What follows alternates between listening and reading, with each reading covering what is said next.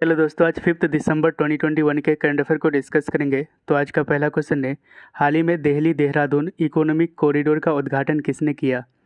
तो इसका answer A, prime minister Narendra Modi ने।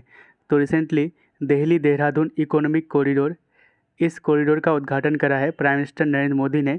एंड इस कॉरिडोर को 8,300 करोड़ की लागत पे बनाया जा रहा है। एंड इस दिल्ली देहरादून इकोनॉमिक कॉरिडोर में वाइल्ड लाइफ मूवमेंट के लिए, यानी कि जो भी वन्य जीव है उनके मूवमेंट के लिए एशिया का largest wild life elevated corridor बनाया जा रहा है, जिसकी लेंथ होगा 12 kilometre.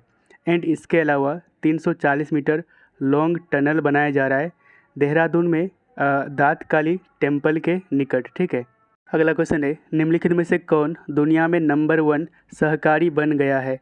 Which of the following became the number 1 cooperative in the world?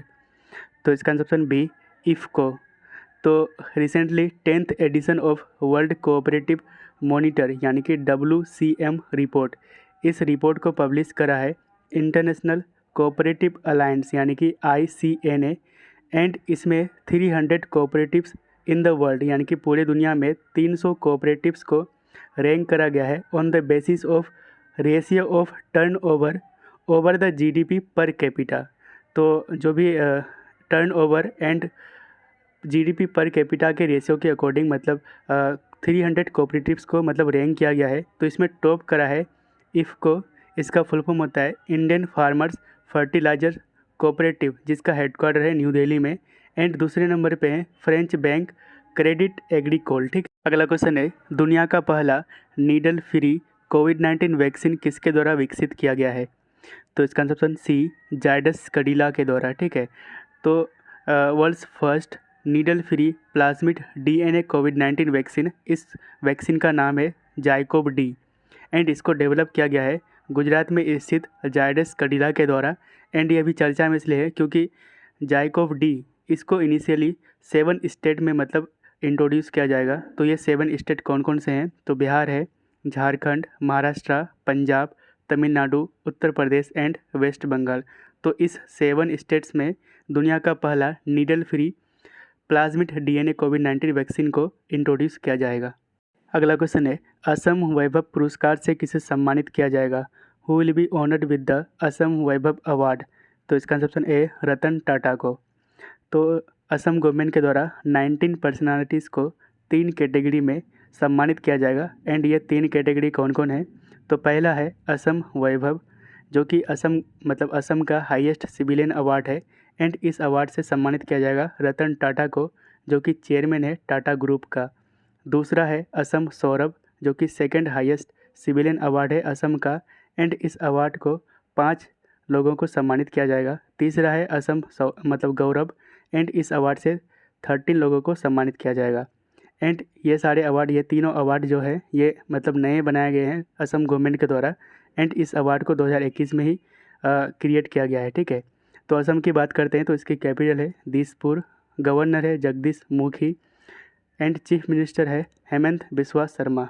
अगला क्वेश्चन है, हाल ही में national asset reconstruction company limited यानी कि NARCL के चेयरमैन के रूप में किसे अपॉइंट किया गया है?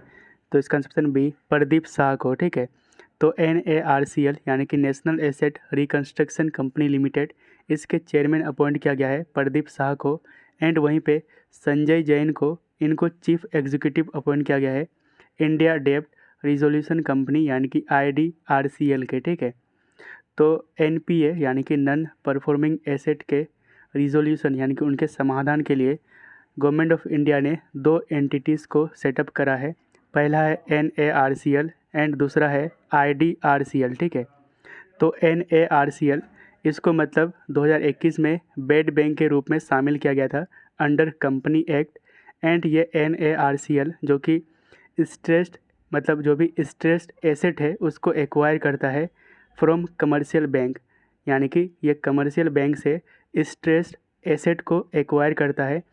एंड इसमें जो मतलब NARCL में जो PSB यानी कि पब्लिक सेक्टर बैंक है उनको मेंटेन करना होता है 51% ओनरशिप को। ठीक है, वहीं पे IDRCL जो कि मैनेज करता है स्ट्रेस्ड एसेट को एंड उसको बेचने का काम करता है मार्केट में। ठीक है, वहीं पे इसमें मतलब IDRCL में PSB यानी कि पब्लिक सेक्टर बैंक को एंड फाइनेंशियल इंस्टीट्यूशन को मेंटेन करना होता है मैक्सिमम 49% ओनरशिप इन IDRCL यानी कि इंडिया डेब्ट रिजोल्यूशन कंपनी। ठीक है। अगला क्वेश्चन है, हाल ही में पुनीत सागर अभियान को निम्नलिखित में से किसके द्वारा शुरू किया गया है? तो इसका आंसर बी NCC यानी कि नेशनल कैडेट कोर्प्स के द्वारा। ठीक है। तो रिसेंटली पुनीत सागर अभियान जो कि एक नेशन वाइड कैंपेन है एंड इसका एम है टू फ्री सी शोर या फिर बीचेस यानी कि समुद्र तट से प्लास्टिक एंड अदर वेस्ट को फ्री करना। ठीक है। तो इसको मतलब कंडक्ट किया जा रहा है NCC के द्वारा यानी कि नेशनल कैडेट कोर्प्स के द्वारा। अगला क्वेश्चन है, हाल ही में सीडेक द्वारा विकसित भारत का पहला स्वदेशी सर्वर का क्या नाम रखा है? What is the name of India's first indigenous server developed by CDAC? तो इसका आंसर ए रुद्रा। ठीक है। तो इंडियाज़ फर्स्ट इंडिजिनस सर्वर जिसका नाम है रुद्रा एंड इस सर्वर को लॉन्च करा है minister of state for electronics and information technology and इसके मिनिस्टर है राजीव चंद्रशेखर। ठीक है। एंड इस रुद्रा सर्वर को डेवलप किया गया है centre for development of advanced computing यानी कि सीडेक के द्वारा एंड इसको डेवलप किया गया है under national super computing mission यानी कि NSM and Rudra server it can be used for manufacturing classical stand alone commercial servers. अगला क्वेश्चन है, हर साल भारतीय नौसेना दिवस यानी कि इंडियन नेवी डे कब मनाया जाता है? तो इंडियन नेवी डे हर साल 4 दिसंबर को मनाया जाता है एंड इसको 4 दिसंबर में क्यों मनाते हैं? क्योंकि 4 दिसंबर 1971 को ऑपरेशन ट्राइडेंट को पाकिस्तान के खिलाफ लॉन्च किया गया था ड्यूरिंग इंडो पाक वार ऑफ 1971 एंड इस इंडियन नेवी डे यानी कि 2021 के इंडियन नेवी डे का थीम रखा गया है स्वर्णिम विजय वर्ष। अगला क्वेश्चन है, 800 गोल से अधिक करने वाला विश्व के पहले फुटबॉलर कौन बने? Who became the first footballer in the world to score more than 800 goals? तो इसका आंसर बी क्रिस्टियानो रोनाल्डो। तो क्रिस्टियानो रोनाल्डो जो कि पुर्तगाल का फुटबॉलर है, इन्होंने मतलब 800 गोल करने वाले दुनिया के पहले फुटबॉलर बन गए हैं। ठीक है। अगला क्वेश्चन है, कितने हवाई अड्डों पर मार्च 2022 तक फेशियल रिकग्निशन की शुरुआत की जाएगी? Facial recognition will be introduced in how many airports by March 2022? तो इसका आंसर बी 4 एयरपोर्ट्स में।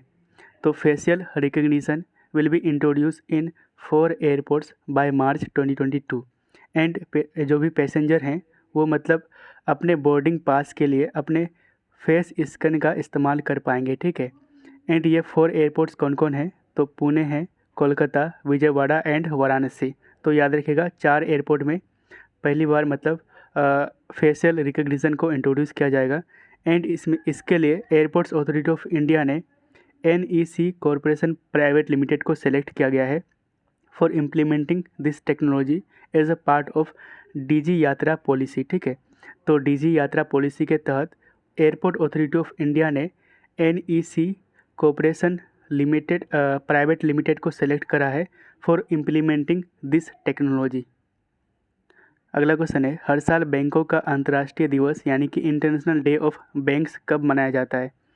तो इसका आंसर बी 4 दिसंबर को। तो इंटरनेशनल डे ऑफ बैंक्स हर साल 4 दिसंबर को मनाया जाता है एंड इसको अडॉप्ट करा था यूनाइटेड नेशन जनरल असेंबली ने 2019 में एंड इसको पहली बार 2020 में सेलिब्रेट किया गया था। अगला क्वेश्चन है, महिला मित्र प्लस योजना किस बैंक के द्वारा शुरू की गई है?